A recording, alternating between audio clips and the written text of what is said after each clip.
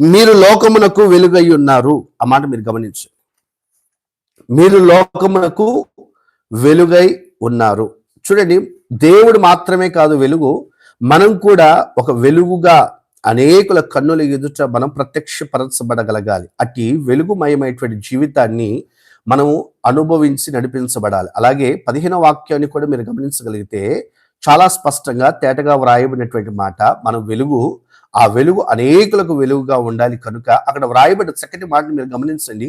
మనుషులు దీపము వెలిగించి కుంచము కింద పెట్టరు, కానీ అది ఇంట నుండి వారందరికీ వెలుగు కలుగుటకై దీపస్తంభం మీదనే పెట్టుదురు.